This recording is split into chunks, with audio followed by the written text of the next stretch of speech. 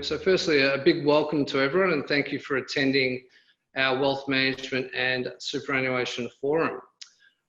Today's focus is around property and really around that sort of that investment, that residential property piece, that piece that we're all interested in understanding how that may have been impacted over the course of the last 3 to 6 months, and most importantly, what the future may hold.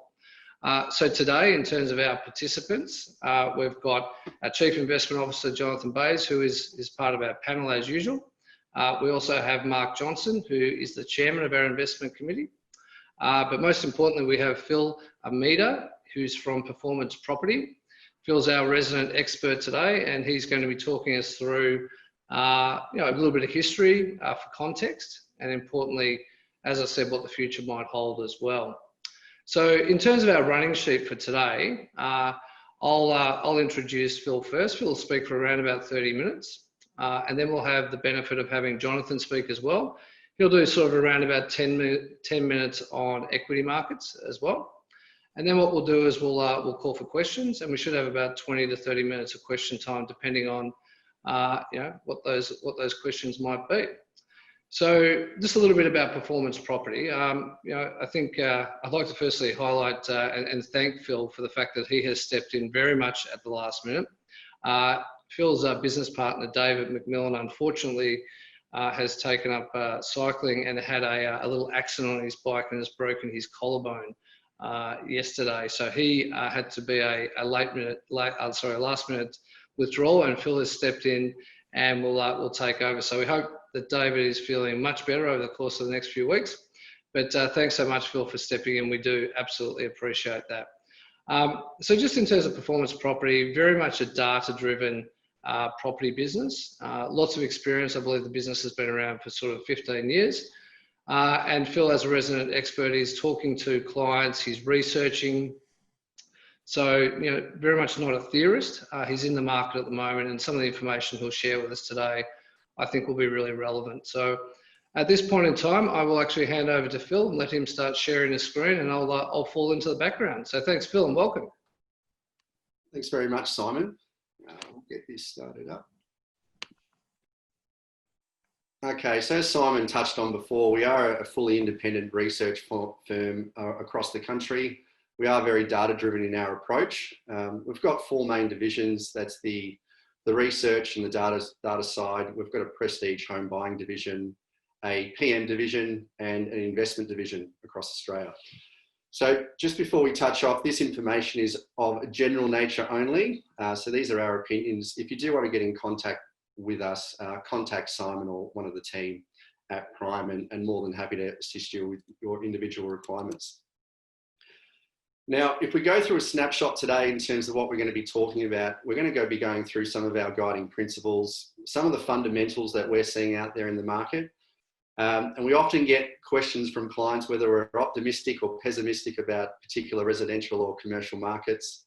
And I'll also give you a snapshot in terms of what we're actually advising our clients on and what we're telling them to do in the current climate. So right now, what's happening in terms of where we're seeing the market for the prestige, we only operate in the prestige investment markets in the top 5% of the residential markets across Australia. We're not seeing a lot of discounting occurring in A-grade stock. In some particular places such as the eastern suburbs, Bayside, even in the northern pockets of Melbourne, we're actually seeing some price rises. So it's the complete opposite in terms of some of the data that's actually coming out from the media, and we think it's probably incorrect at this point in time. Sydney's another one, like in that 3 to 5 mil price point, in that home buying price point in the eastern suburbs, so Paddington, Woollahra, Bellevue Hill, even up to the northern beaches around Manly. We are not seeing any discounting occurring for A-grade, good quality, established housing stock.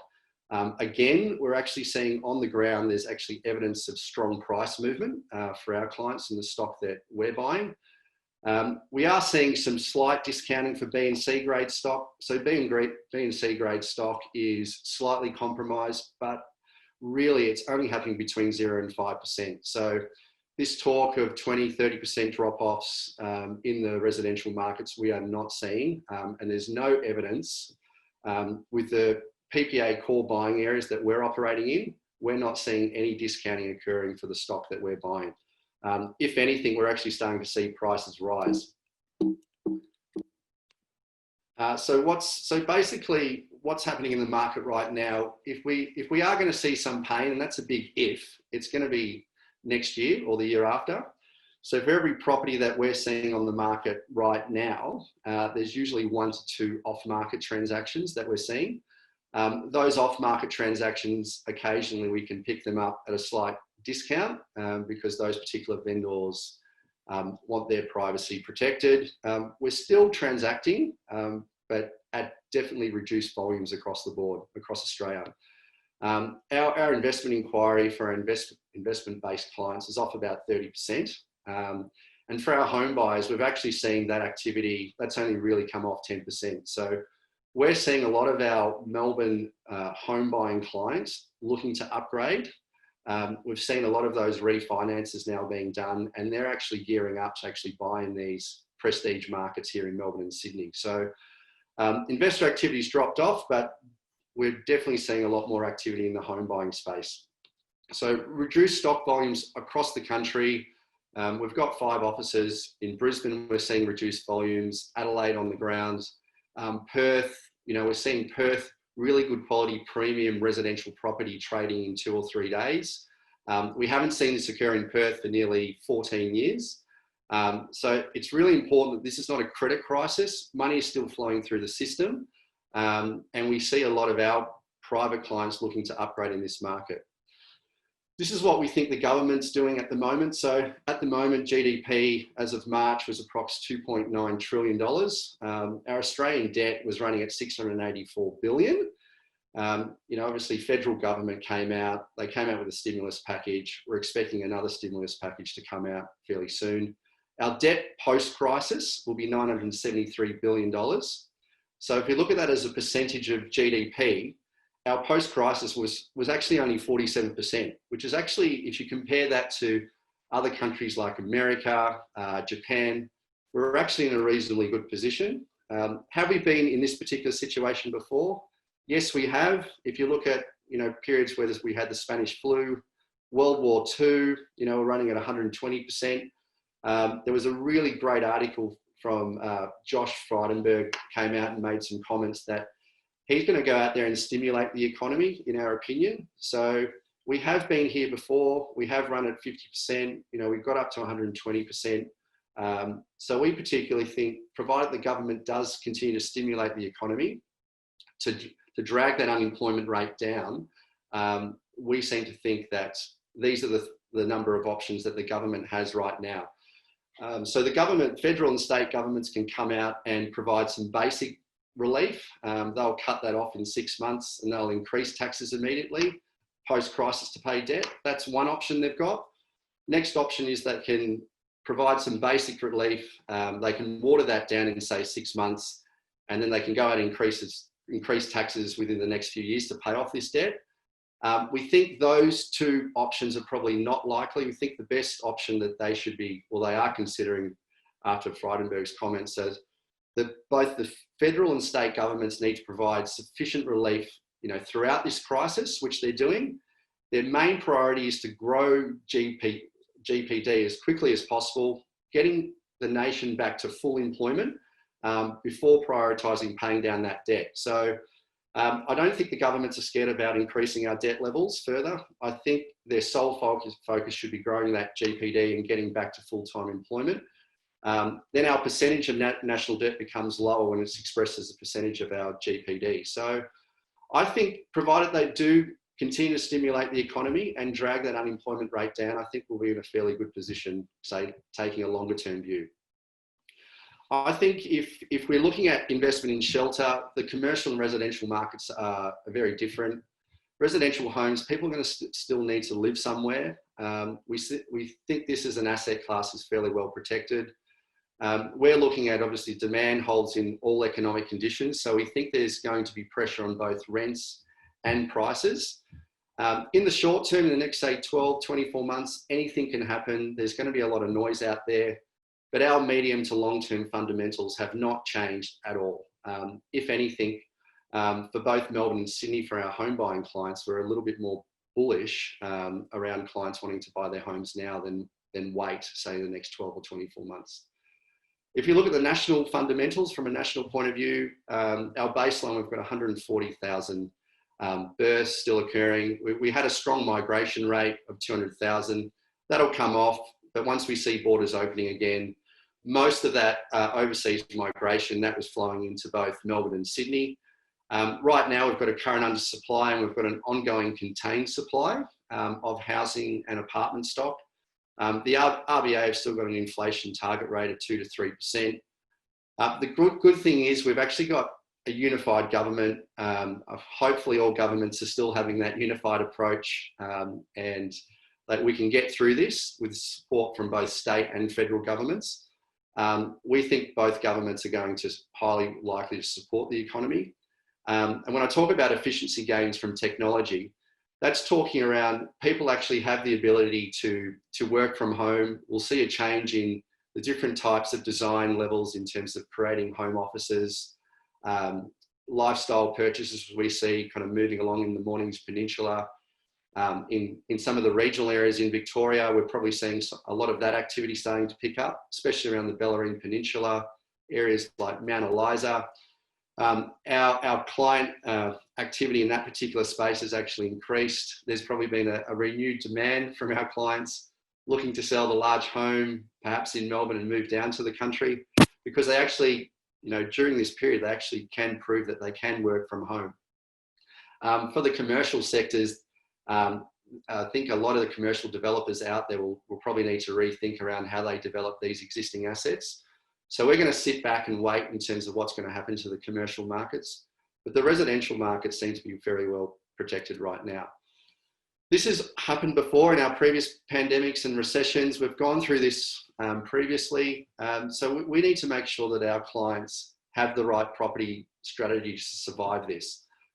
We're actually assessing if they've got relevant cash buffers and they're in a reasonable position to actually ride this through. So we've seen it before. It's just making sure that our clients are budgeting for this. If you look at the relationship between the share market and the Australian property market since 1970, you can see the share market, there are opportunities when it does come back, and probably greater opportunities than the property market. But you can see the property market, even during these pandemics and recessions, we've actually been able to ride it through fairly well. So it's probably been a little bit more consistent, but on the equities market, there's probably an argument for that, Jonathan, that there will be opportunities there for clients over the next few years. When we're talking to some of our clients, we look at their goals, their strategy. We're making sure they're investing in the right markets that show really good value. We don't buy as a business any A or B or C grade stock. We only concentrate on really good quality A grade established stock. We diversify our clients' assets across the country. We very much have a counter-cyclical focus with the assets that we're selecting. We're making sure that our clients have a cash buffer for at least 12 months minimum. And we are patient to make sure that they can ride this particular period through. Reasons for that cash buffer, and why we are very strong on that cash buffer, is that we never want our clients to be forced in a forced sales situation. It's probably the most dangerous parts of building a really large portfolio for a client. In times such as this, if they do lose their job, we don't want them to be forced to selling their asset.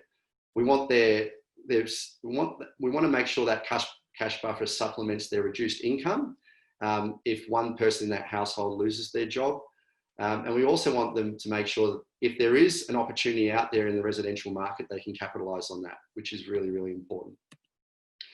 So when we look at the overall market, residential markets across Australia, we look at demand versus supply, affordability and confidence. They're our main drivers. Are they up or down? How are they comparing in relation to other markets around Australia?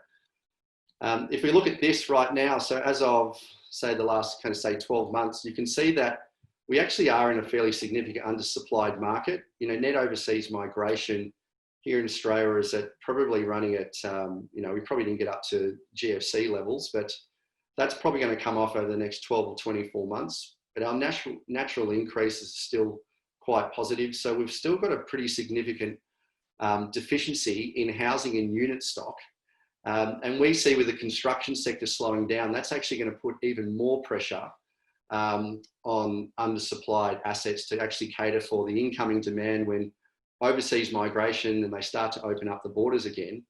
We're going to probably have a pretty serious issue over the next, say, 24 months once that opens again.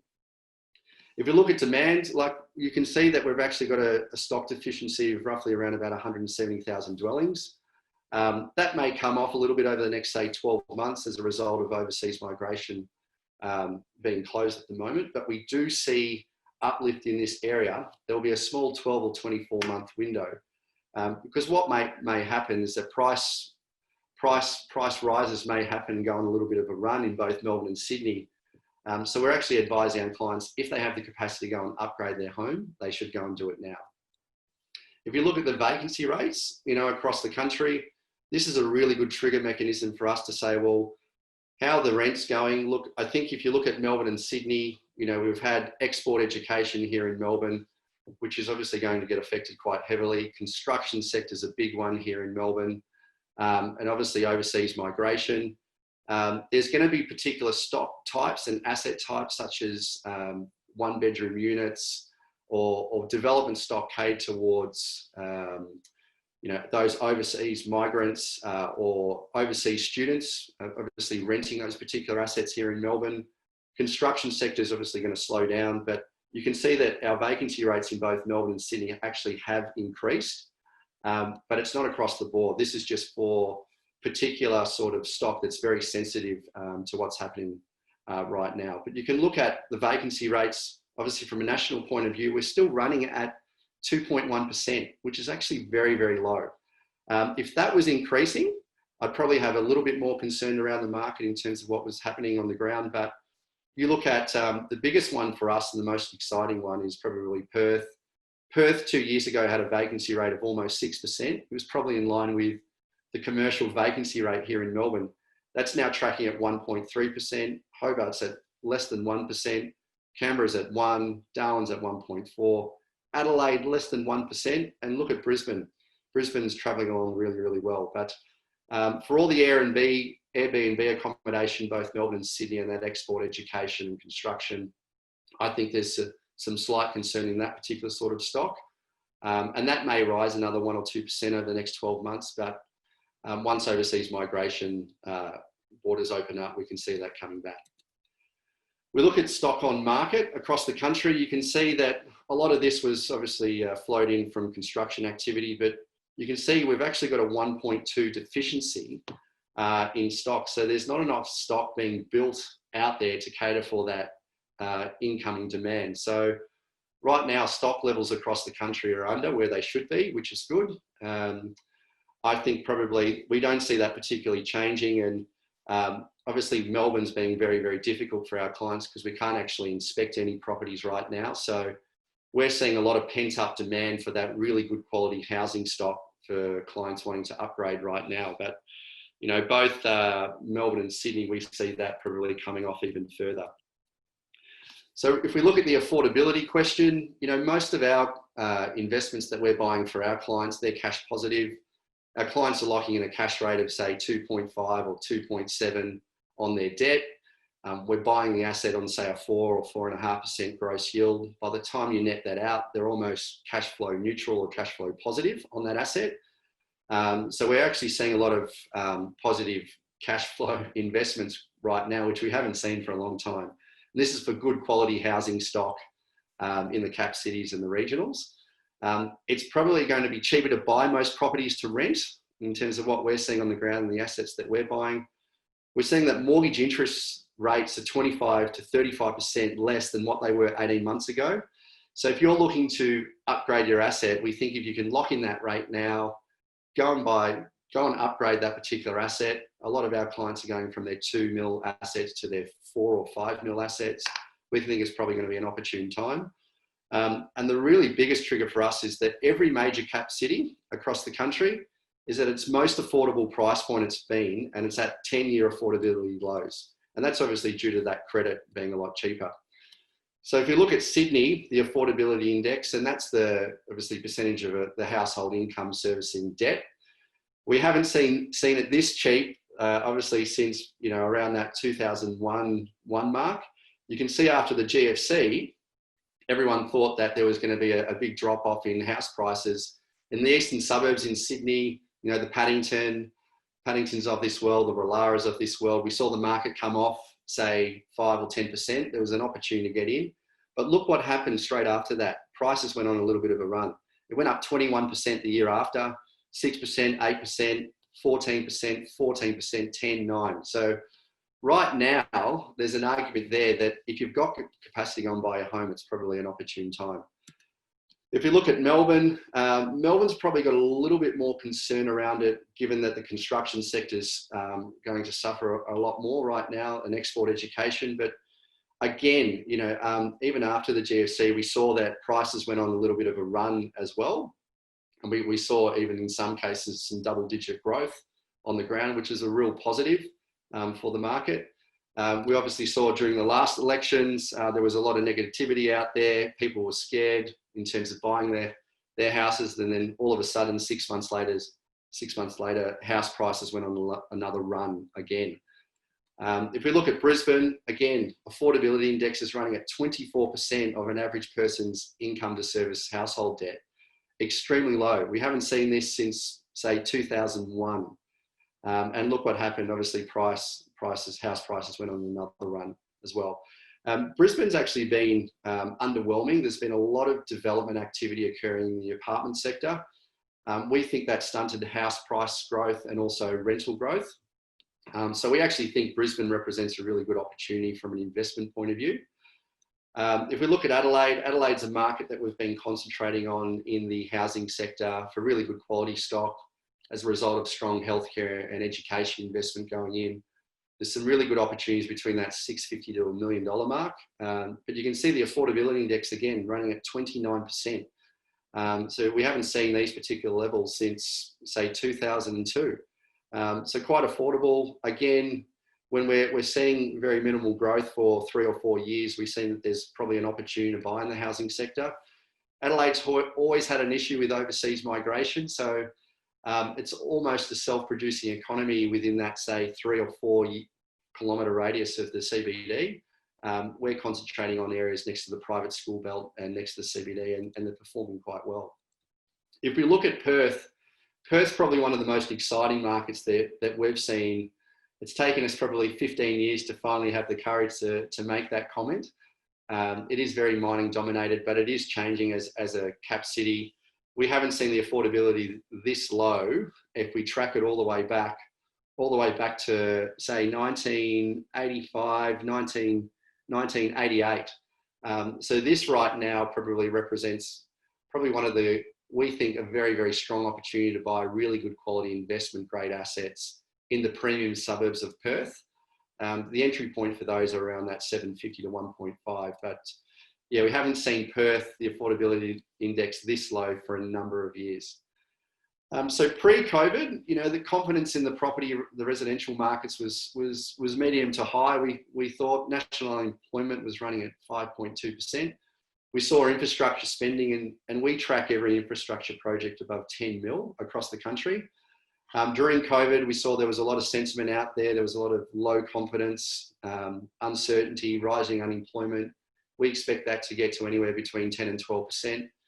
It's funny, a lot of the people that have lost their job are probably not buying in the areas that we're concentrating on. So those A-grade areas, really good quality areas, haven't really been affected. A lot of people in the hospitality, retail, aviation sectors have been hit quite hard.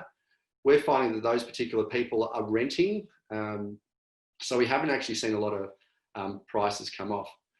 Post-medium views in terms of the market, we think demand's going to be slightly positive. We think affordability, as you can see, is really positive, but we actually think confidence is slightly negative right now. So the next 12 months from a home buying point of view will represent, we think there's going to be, we think if you've got capacity to buy now, do it now. From an investment point of view, you've got to make sure that you're concentrating on other areas outside of Melbourne and Sydney right now. If you look at the possibility, and we always track this, David and I are always debating in terms of where we see the markets, but these these figures in terms of the likelihood of a price rise or a price fall, we're using our internal data to make these decisions in terms of giving our clients the right advice in terms of where they should be buying. So as you can see, the likelihood of a price rise in the areas that we're investing in, you can see it's actually quite high. We think there's an 85% chance of a price rise in both Brisbane, Adelaide, Perth and Bendigo. We are concentrating on Bendigo because the unemployment rate on the ground in Bendigo is running at around about 4%. And you compare that to Melbourne with the lifestyle purchases, we are seeing a lot of activity occur in Bendigo at the moment, which is really interesting. Perth at the moment, of all the residential sectors across the country, probably represents the greatest opportunity for us. Look, we think there's probably a 70% chance of a price rise in Melbourne and Sydney and a 30% chance of a fall. So right now, look, if you're looking to upgrade your home in Melbourne and Sydney, we think it's probably going to be an opportune time. If you're looking to invest, our recommendation is just to concentrate on Brisbane, Adelaide, Perth or Bendigo right now in the current climate.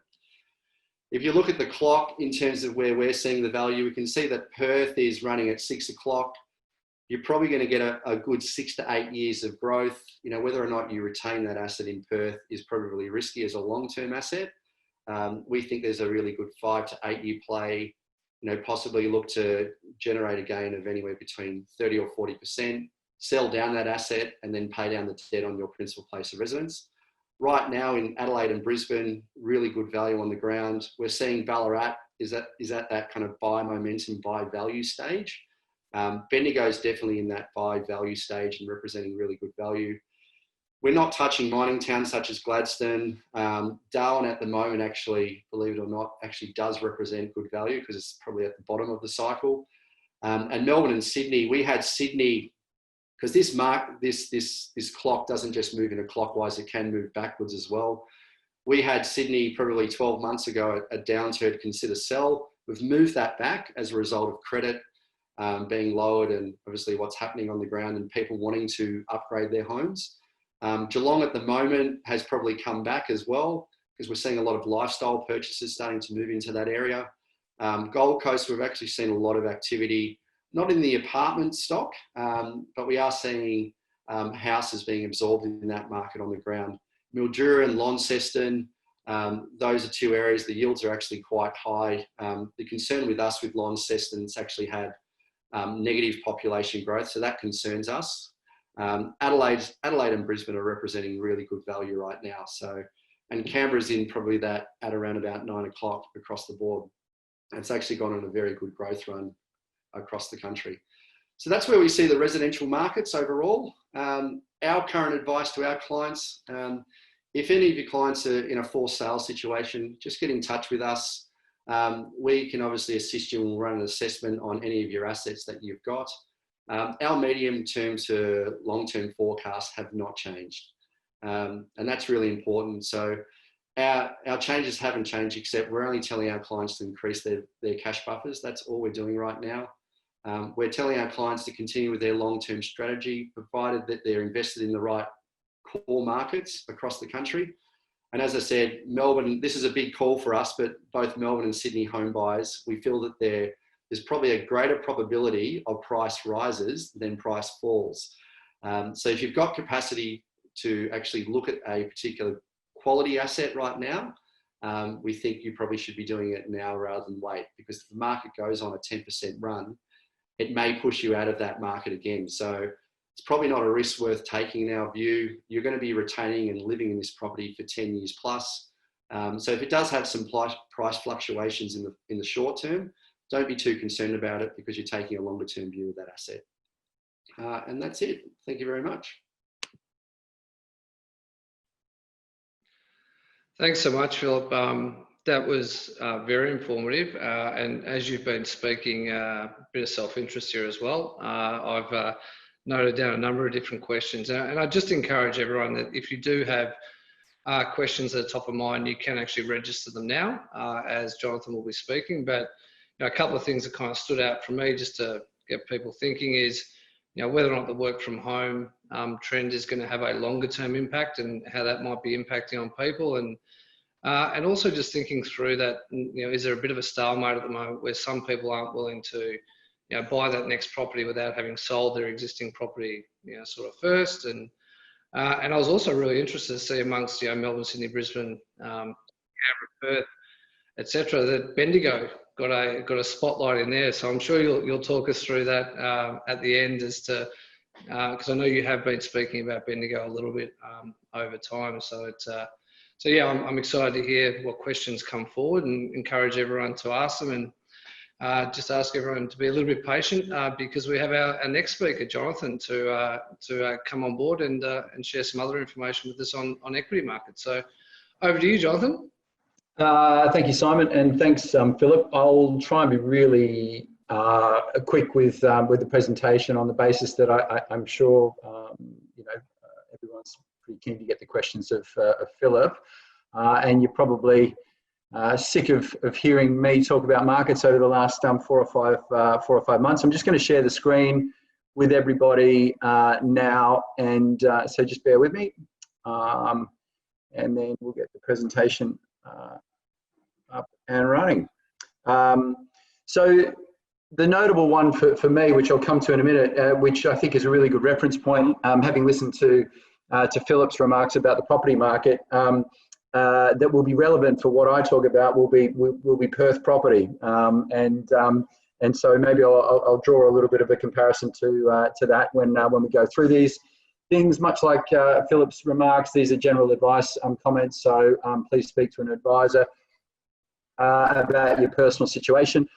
And so today, in the 10 or 15 slides and the 10 or 15 minutes that I've been allotted, I just want to throw up just a couple of things, largely on the market today, less so on the economy, because not a huge amount has changed, and highlight where we think there are some anomalies in terms of perceived certainty, and where perhaps investors are overpaying for that certainty, or the perception of certainty.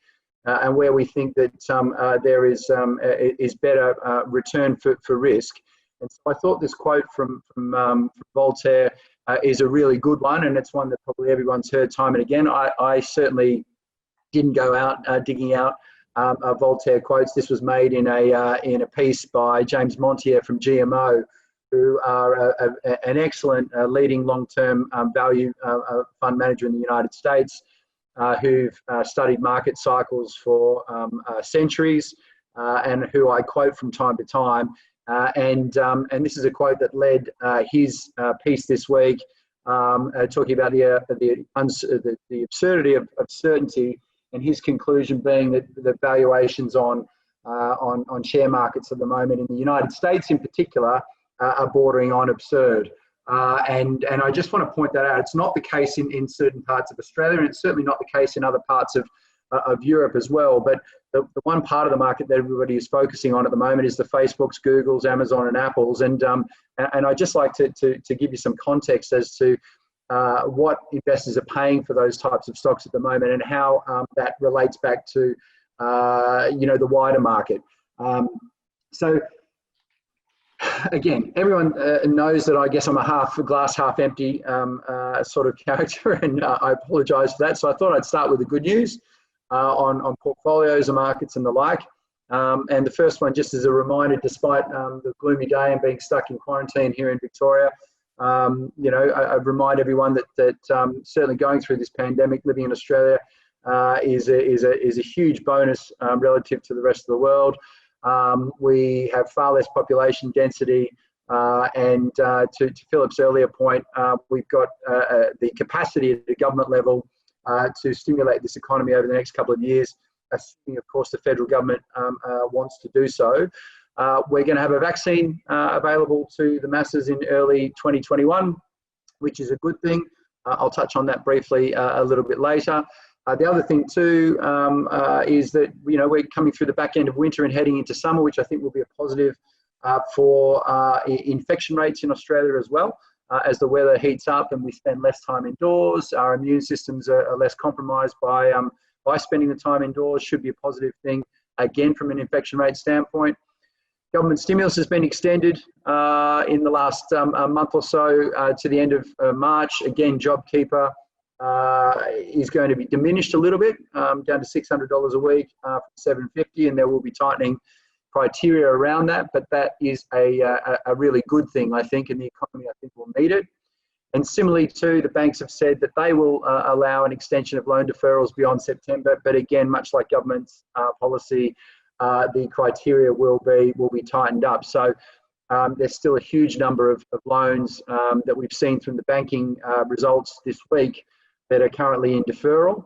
And that's been a huge boost to household cash flows at this point of time. So it's great that they'll be extended, but again, will be likely less supportive going forward as more people are arguably forced to, particularly if they're in a position to be able to pay their loan back, to start repayments. In terms of the initial stimulus, that I think that the nearest stimulus and the most significant that we will get from the government in the coming 6 months will be the bringing forward of the middle income tax cuts. And we should get that at the delayed budget date, which is set for October. And that's that large middle income tax bracket that will be compressed, which should provide a not insignificant cut to tax from next year onwards. What's very uncertain is the outlook for the economy and our control of the virus. Earnings forecasts for companies both here and in the United States as well. The political landscape, which you've heard me talk about a lot, we're down to 76, 75 days between now and the election. And the Democrat challenger has a very strong lead. Yes, in the polls, but in the betting, which I'd prefer to follow as a better guide. We have huge uncertainty over China's potential reaction to the increasingly bolshy, if you will, moves by the US president in US tech circles. We've not seen a pushback yet, but there is very significant potential for that. But also too, the impact on profit margins and cost bases as businesses seek that security of supply and move their supply chain onshore effectively. This is just a recap from the last presentation I did, which again is just something that's hugely important, and I think a very significant uncertainty ahead of the market, which at present is not being priced in, but I thoroughly expect will be. And this is just the significant difference between the policies that would be put in under a Democrat president, Joe Biden, relative to what we're seeing from the current president. And it would be very much a shift from Wall Street to Main Street in terms of the tax code and in terms of implementing of minimum wages and in terms of regulation, both in the pharmaceutical sector, but also too in big tech. So just a brief summary as to where we are now. As I say, I didn't want to dwell on things because the reality is very little has changed in terms of the economic outlook. I would argue that for the last 2 months, the economy globally has stalled in its recovery. If anyone's interested in the data sets that I've got to demonstrate that, please just come through your advisor. I'm happy to share them. But this is as good a guide of economic activity in the here and now in the United States as you will get. It's done by the Federal Reserve. You've seen this chart from me before. And it says that the US economy as it stands now is running down about 5.7% on where it was last year. At its worst, we were down about double that.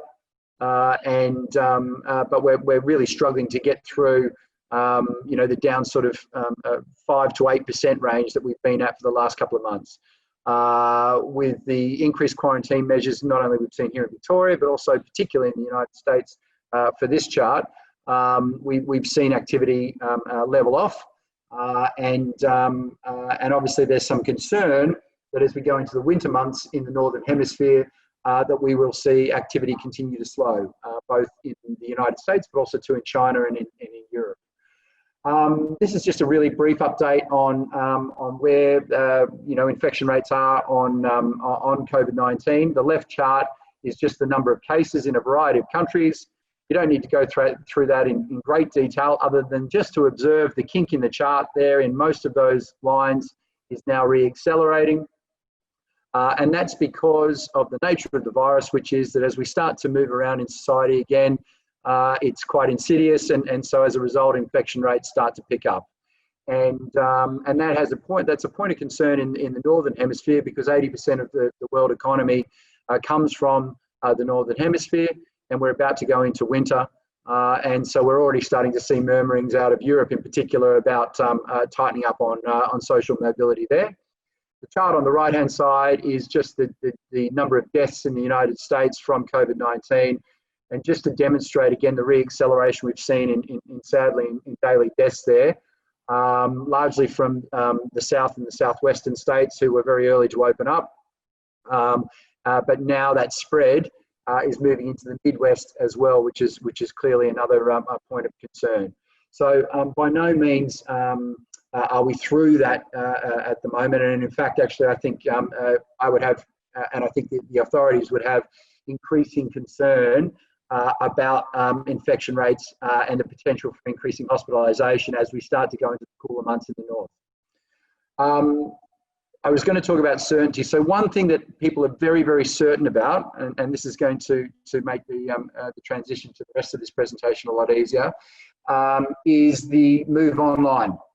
And this is being affected in valuations of the tech companies and the like. But you can see here this chart from Bank of America, which has got the rise of e-commerce penetration through to the end of March, and the fact that you've seen a jump in that penetration up to almost 35% of retail sales in a short period of time. So they're saying that effectively you've had a decade's worth of growth in the last 3 months. That won't reverse, I think it's fair to say.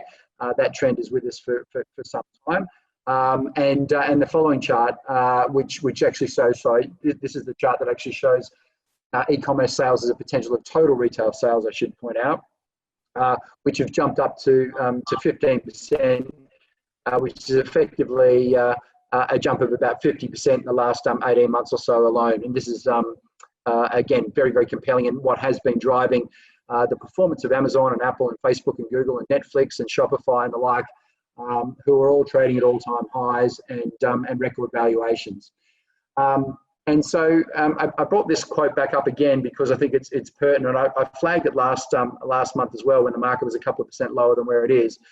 But it highlights, I think, a really important view that I have at the moment, which is the need to understand contextually where things are being priced and where expectations are perhaps exuberant, and where maybe the market feels more certain than it should do. And this leads me into technology stocks and the like. And so this is a chart that the guys internally at Prime are a bit sick of me pointing out. I don't bother to go in, I'm not going into valuation or anything like that. This is purely share prices in the NASDAQ, which is the major tech and biotech index in the United States, which you'd all be familiar with. It is the hot part of the market at the moment. Tesla obviously is in there as well. And we have valuations in the NASDAQ, which are now back as high as they were in mid-2000, just as we're exiting the top of the tech boom. But share prices in the NASDAQ are now trading at 5 standard deviations above the average of the last 15 years. And just to make that really simple, the red line there is the average uptick. The NASDAQ on average has made a return of about 15 to 16% over the last 12 years, which is extraordinarily strong. Equity markets as a general rule, probably like property, tend to grow in the order of 7 to 8% over the long term. So in the last 12 years, we've had the NASDAQ growing twice typical equity market returns. But our share prices on those tech stocks at the moment are now, as I say, 5 standard deviations above the average over that incredibly strong trend. And what I guess the easiest way to describe what we're at is that we're currently in a the red line at the top there, which is 4 standard deviations, would be a 1 in 1,000 event. So 1 in about 85 years or thereabouts. But you'll note that we're actually almost up near the green line there, which is significantly higher. We are up in the never, never. You know, the last time that this was so extreme in price terms was the peak of the tech boom. And so what I'm trying to point out here is, whilst the trend is very hot there, and the previous chart showed the online migration for e-commerce as being very strong, our share price action now is as exuberant as it was in 2000, and we all know how that played out in the end. The bifurcation in the market is very, very extreme as well, and the last time we were this wide in terms of the difference between growth stocks, such as biotech and tech, and value stocks, largely the old economy sectors such as oil, banks, and miners and the like. We're now as wide as we were back at the tech boom. And so the red line on both charts is growth stocks. Yellow line is value. And the left chart is just the difference in the global valuations of growth and value. And the right chart is just the Australian version. So you can just see the jaws that have opened up in the valuation gap between those different types of stocks. So at the moment, investors are incredibly strong, incredibly confident and certain in their perception of the outlook for technology companies. But many of these technology companies are consumer plays. And I think it's very important to understand that. And it's also very important to remember that the first couple of charts I pointed out was that under a change in presidency in the United States, one of the key policies from Joe Biden will be to tighten regulation on the big tech companies given their market dominance. Anyway, so this is the points of uncertainty that we need to flag up. So we've had a huge swathe of money for the global economy, both here in Australia, as Philip pointed out, with government stimulus, but also in the United States, in Europe as well. Governments effectively cutting checks to those that have been affected by quarantine measures.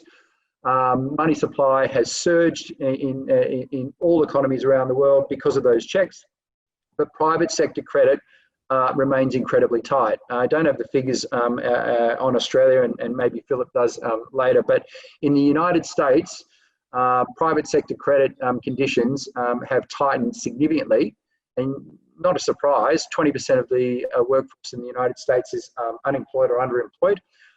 And so you can see their tightening credit standards from bank loan officers are now almost as tight as they were at the GFC, and now tighter than they were at the back end of the 2000 tech boom. So it's important to understand this because at the moment, the economy in the United States, and to a slightly lesser degree, but similarly so in Australia, is very much living on the government's dime. And as we come out of quarantine here in Victoria and quarantine in the United States and government stimulus diminishes, it's going to come back to the private sector to fuel liquidity and growth in the economy. And that, as I say, I think is a very big uncertainty. So that's quite a compelling chart. There's also too, again, a huge uncertainty in terms of the outlook for housing in the United States. And this is another highly contentious chart in my opinion, and again, demonstrative of real uncertainty. In the United States, the dotted red line is home builder sentiment. So you can see there, home builder sentiment is as good as it's been in 20 years. The housing market in the United States is booming at the moment. And yet, the white line is mortgage delinquencies, which I've inverted because it shows the chart up. But you can see there that the massive divergence in the far right of that chart. Home builder sentiment is at record levels, but mortgage delinquencies are at the highest levels they've been at since the GFC. So certain households in certain parts of the population are having as tough a time of it as they've had in 10, 12 years. But yet on the other side of it, the housing, those people that are getting through the pandemic in a good way are rapidly bidding up or searching for new homes in the United States. That will resolve itself one way or other, depending upon how we come out into 2021 on the pandemic. But certainly that condition cannot continue to diverge in the manner that it has thus far. So a huge amount of uncertainty, I would say, on the housing market. Equally too, huge amount of uncertainty on corporate profitability. The red line here is small business earnings numbers or an index thereof, which you've probably seen from me before. And the white line is just an index of chief executive confidence in the outlook. Chief executives are still seemingly quite hopeful that we're going to come out the other side of this reasonably quickly. But the current earnings condition for small businesses in the United States as bad as it's been since 2010. So again, a huge amount of uncertainty. At the moment, current conditions very weak, but there's an optimism that we're going to come out the other side okay. from CEOs. And that optimism is being reflected in share prices as well. And this chart again demonstrates the S&P in white relative to underlying earnings. And again, the last three charts, this one included, just shows that gaping gap that's opening up now between what share prices are implying and what's actually going on in the underlying economy. So there's a huge amount of uncertainty being priced into certain parts of the market, like the NASDAQ, which this one demonstrates, relative to the underlying economy. And again, this is another comparison showing a gap opening up between how consumers feel about their outlook, consumer confidence being the red dot, the red line, and the NASDAQ in white. And so, again, this point I'm trying to get across is that at the moment, share markets are highly confident that we will come out the other side of this pandemic in good shape, despite the debt that's accruing, despite the unemployment that is currently, at eye-wateringly high levels, particularly in the United States, and despite, slowly diminishing government support. As I say, share market investors are extremely confident that this will be behind us in short succession, and we will have a very speedy recovery. And that's a degree of certainty that at the moment I think is perhaps a little bit over its skis. The market is a little bit too confident, I think, in the outlook, given what we're seeing on the ground for the economy. And so these last couple of charts, which I'll finish up on, just highlight the outlook for investor returns. And I come back to that group GMO, who I've quoted at the start, but who I quote on a regular basis, who have studied asset class returns over centuries, on the basis that over a long enough cycle, returns mean revert. And you can see there, this is their expectation or outlook for returns in each of those asset classes on an annual basis for the coming 7 years. And you can see that virtually all asset classes are in the negative, other than emerging market value stocks and international small cap equities. And that's a function of the fact that markets are back up at their highs again. So the outlook for returns naturally, as share prices rise, diminishes. But the other issue, obviously, is the bond market too. You've got Australian government bonds at 0.9%. You've got 10-year bonds in the United States at 0.7%. So the returns off those bonds at the moment are very, very low. But equally too, the outlook for returns over what I would deem to be quite a long-term period, another 7 years, are also back to quite unattractive levels as well. This is again a point out of the GMO note that I thought was fascinating, again highlighting what markets are pricing in from a certainty standpoint. On the left-hand side, the outlook for GDP in the United States this year, minus 6%, puts it in the top 5% percentile of weak periods over a period of 140 years. And then equally on the right-hand side, you can see there the share market equally now in the top 5% or thereabouts of valuations over the same time period. So a huge dichotomy in terms of the way the market is being priced relative to the current underlying economy there. So expectations, again, very, very high that this will be short term. And then a slightly complicated chart, but I really just want to make the point of following the red and the blue lines together. And this is really just a summary of the previous chart to some extent.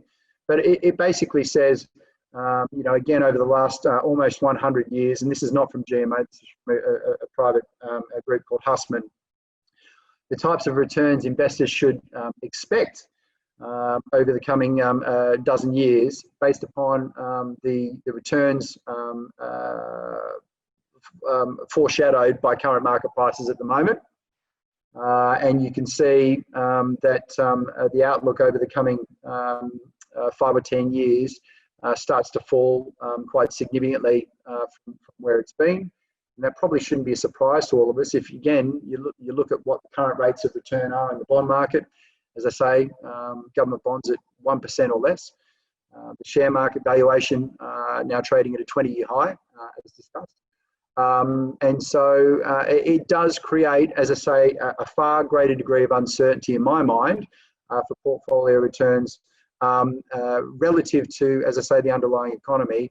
That means that I can do nothing but remain quite cautious in particular, or perhaps increasingly cautious given the rally that we've seen in asset markets over this last 4 or 5 months since the low in March. That's it from me. I hope I did that in 15 minutes. Maybe I went slightly over. But again, I'm happy to take questions or happy to speak offline. Maybe hand it back over to you, Simon, because I'm sure the questions are for Phil. Great, thanks, Jonathan. Much appreciated.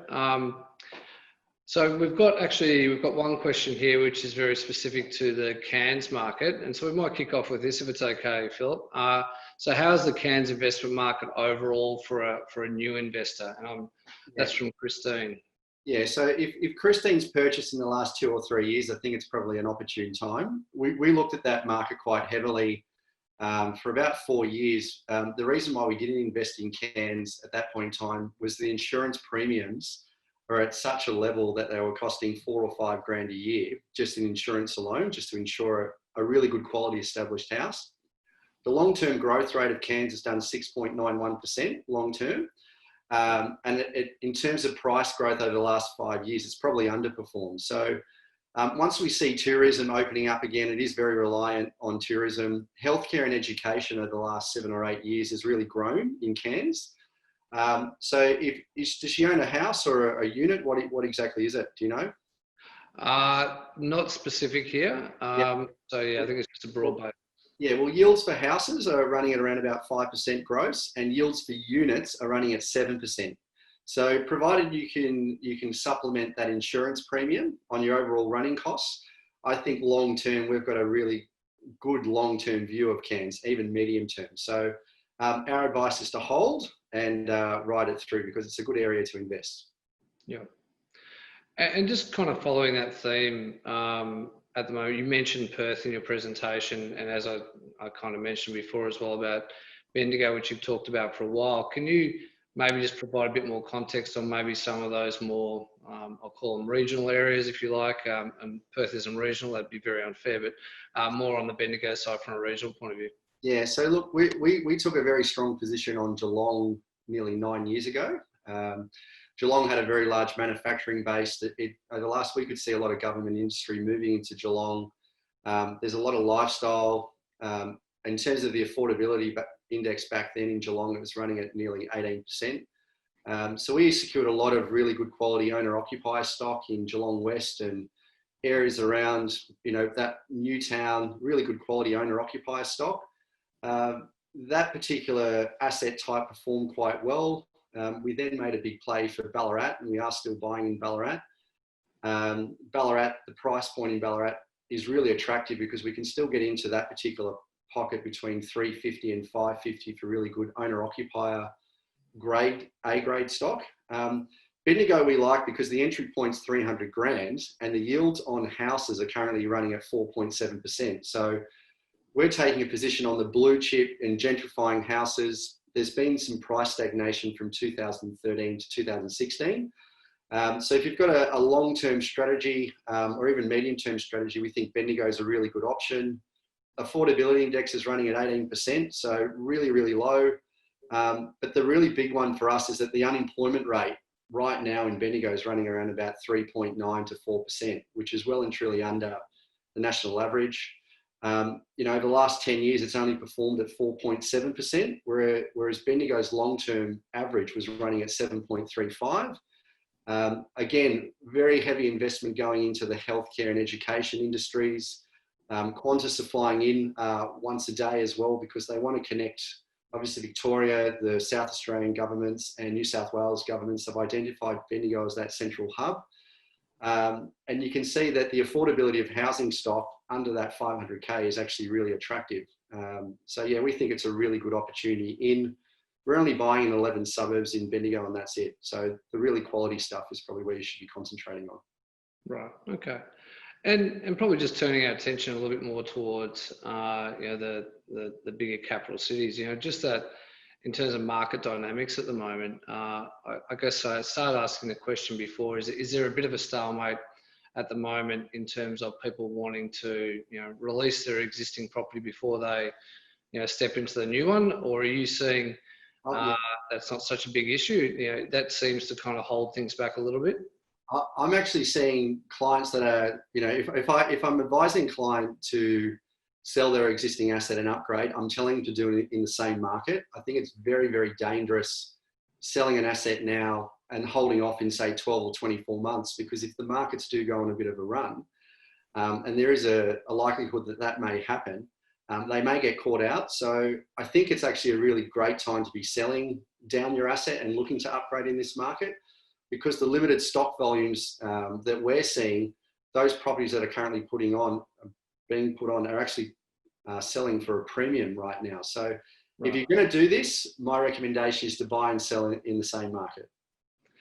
And just on that theme, in terms of work from home, and I know we're very early doors on this, and you know, you can have these trends shift very quickly, but do you think people are starting to think differently about that sort of primary residence? You know, we could be spending more time at home, and so therefore I'm happy to spend a little bit more. You know, maybe that international holiday that I might have gone on once every couple of years, that I may not rush to do that, or maybe they're thinking, oh well, maybe I'll buy a coastal property, if you like. Are you seeing? And I know it's very early stage and hard to kind of call this, but just interested in your opinion.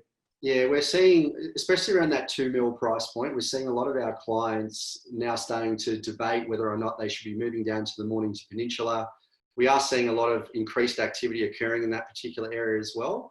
So people are tossing up with the idea is, do I go and upgrade my, go from a $2 million home into a $4 million home in, say, Armidale, versus I can buy a knockdown rebuild in Mount Martha or Mount Eliza for, say, $1.5 million. I can spend $1 million on the build, get my tennis court, and then go on a holiday every 2 years. So I'm actually seeing that increased activity occurring.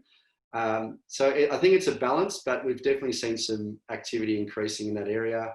And then also with the asset types that we are buying, even in Melbourne and Sydney, clients are going, it doesn't have a good home office. Can I convert, maybe doing an extension where I can create that work from home type design? So we're dealing with architects as well internally that can offer that advice for them.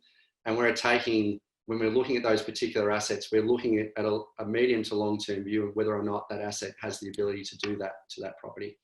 Yeah. And just probably one other question. Are there any, so New Zealand obviously taken a backward step in terms of COVID more recently, but is there anything that we can take from their experience once they came out of COVID, what happened with their property market, and sort of whether or not there are any dynamics, is there any similarities, anything that you'd point to there? We did. Well, they had a shortage of accommodation on the ground as well.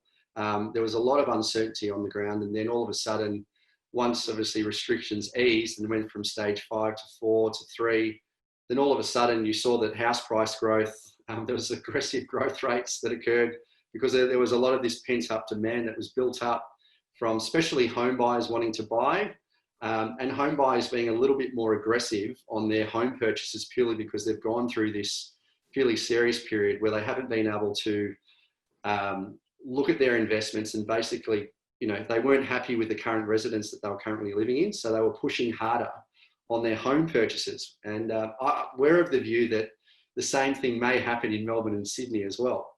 Yeah. And just on that Sydney point, and I promise final question from me, but obviously Sydney's been more of a success than what Melbourne has been. Has there been any indicators as to the strength of the market? Is there a bit, they probably haven't returned to a normal in terms of auctions and things like that, but is there anything that you can take from that? Yeah, well, we're seeing a lot of activity occurring even in the investment grade area as well, for people taking on a position, especially on the larger homes. So that, again, the real sensitive price point in Sydney seems to be 3 to 5 mil for home purchases. On the investment, we're actually seeing some renewed activity, but the pipeline in terms of construction activity has completely slowed down. So the big concern for us is that, land sales, if you look at some of the outer suburban areas, have really, there's been a shortage of the ability for those house and land packages to be absorbed with developers, because developers have found it very challenging to get funding over the last 2 or 3 years. So they can't get those developments off the ground. So it may create another undersupply in the Sydney market, and we may see Sydney go on another run again. Yeah. And just on that point, John, I might sort of just throw to you for a second. That developer funding side of things. Obviously, we deal with some other people on the other side of things in terms of funding, the metrics and those other sorts of people. Is there any sort of things that you have heard from those managers in terms of what they're charging for? Is there an increased cost for finance and because a lot of our clients will actually have a holding in a Metrics or a Qualitas or something else like that. Anything you'd like to comment on there? I think very initially, liquidity tightened right up, and a few borrowers, a few lenders perhaps pulled back. But my understanding anyway, and Philip, you might have a view on this also, is that liquidity has returned pretty well in the last month or two, and there's quite a lot going on at the moment. So residual stock in particular seems to be a big part of the market. Qualitas in particular, I think, have been looking at that a lot. Metrics perhaps less so. But again, the broader returns, I think, on first mortgages of that type of lending remain, somewhere around 7 or 8%. I think briefly they spiked up to, be somewhere over, depending upon the quality of the project and the leverage, back up to 9, 10, 11%. But I think, as the market has tried to normalise, those returns are back to, to somewhere in the order of 6 to 9%, depending on the quality of the borrower. But that's still, I think, a very, very attractive return. Yeah. Well, thanks, Jonathan. Look, I'm conscious of time here, and Mark, unless you've got any closing comments you'd like to make, I know you probably feel like you've been a bit of a bystander in this presentation. But is there anything you'd like to add in, Mark, in terms of client conversations at the moment, or anything else in particular? Look, I think the things that have been pointed out that remain a challenge and that we continue to look at is just the fact that term deposit rates, interest rates, while on the buy side, if you need the funding, it's also that funding costs have come down 25 to 30%, but we certainly remain a lot of issues for a lot of our clients. And term deposit rates at 0.8% is tough. And so we continue to look at the metrics and Qualitas for those types of things to supplement income, and just very much a focus of ours to try and get some of that income into client portfolio. Yeah, absolutely. Well, thanks, Mark, and really importantly, thank you, Jonathan. And Philip, you've done an exceptional job. Thank you for being you've come off the bench and you've had a winner. So thank you so much for all of your time and your effort and your great insights. As you mentioned at the front end, if clients are interested in having a chat with you, then by all means just contact your financial advisor and we'll refer you through. We're conscious, obviously, clients have a diverse interest, whether it be property or equities and fixed interest and various other things. So I hope you've all enjoyed our presentation today. Again, thank you to all of our presenters and thank you for attending. And we'll speak to you in a month. Cheers. Have a good day.